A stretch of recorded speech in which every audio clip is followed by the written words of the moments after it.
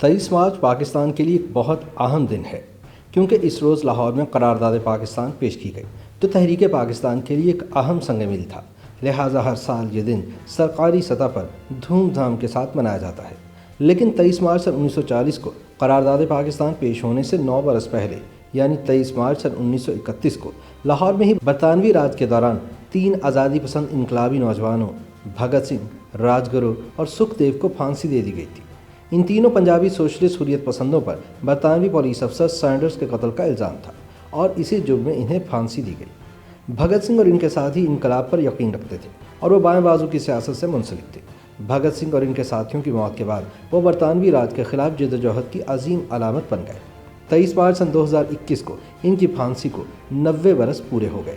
23 مارچ کو پھانسی پانے والے 23 سالہ بھگت سنگھ کا تعلق لائل پور سے تھا۔ آج اس شہر کا نام فیصل آباد ہے۔ جس وقت بھگت سنگھ کو پھانسی لگائی گئی اس وقت پاکستان کا تصور نہیں تھا اور بر صغیر ایک تھا اور ہندو اور مسلمان دونوں ہی انگریز راج کے خلاف لڑ رہے تھے۔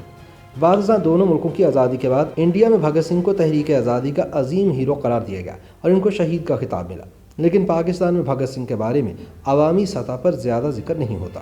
اس دوران جب ایک زمانے میں لاہور کے شادمان چوک کو بھگت سنگھ چوک کا نام دینے کا فیصلہ ہوا تو مذہبی شدت پسندوں کی طرف سے اس کی شدید مخالفت کی گئی اور پھر ایسا نہ ہو سکا، لیکن اس کا ہرگز مطلب نہیں کہ بھگت ہمارا ہیرو نہیں اور اس کے پاکستان میں مداح موجود نہیں۔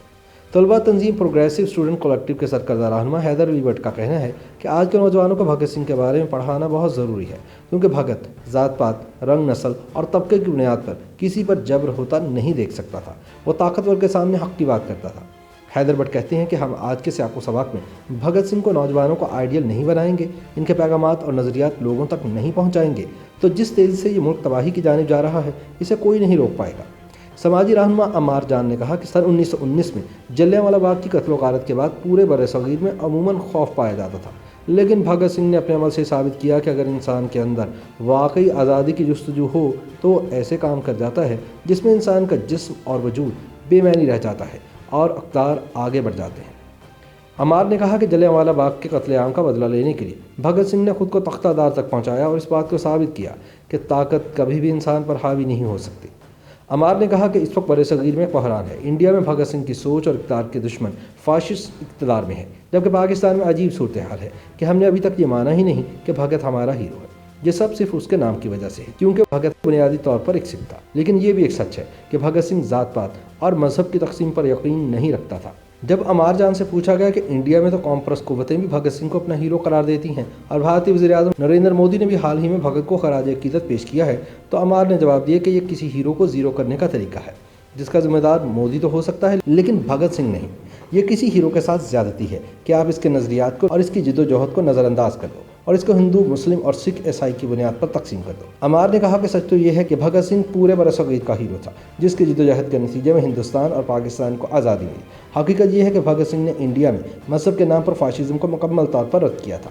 بھگت سنگھ سوشلسٹ تھا، وہ کسان اور مزدوروں کی جد و جہد پر یقین رکھتا تھا۔ اس وقت انڈیا میں جو حکومت ہے وہ کارپوریٹ فاشسٹ حکومت ہے، وہ امیروں کے لیے کام کر رہی ہے یا وہ مذہبی بنیادوں پر کام کر رہی ہے۔ بھگت سنگھ کی برسی کے موقع پر پاکستان اور انڈیا میں موجود صارفین نے ٹویٹر کے پلیٹ فارم کو استعمال کرتے ہوئے بر صغیر کی تاریخی انقلابی شخصیت کے بارے میں اپنے خیالات کا اظہار کیا۔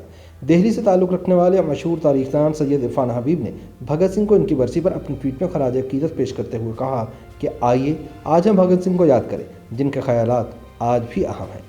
ندا کرمانی نے اپنی ٹویٹ میں لکھا کہ نہرو اور جناح دونوں بھگت سنگھ کی انقلابی سوچ کے مخصوص پہلوؤں کی حمایت کرتے تھے۔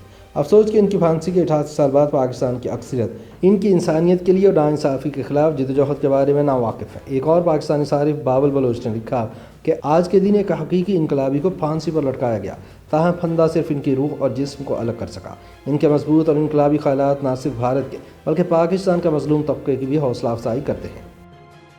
YouTube پر گوگلی نیوز دیکھنے کے لیے youtube.com کی سرچ بار میں googly news T V type کریں۔ گوگلی نیوز کے پیج پر سرخ رنگ کے سبسکرپشن والے بٹن پر کلک کرنا نہ بھولیے۔ YouTube پیج پر اپلوڈ ہونے والی ویڈیوز سے باخبر رہنے کے لیے بیل آئیکن پر کلک کیجیے۔ آپ کو ہر نئی ویڈیو کے بارے میں نوٹیفیکیشن موصول ہو جائے گا۔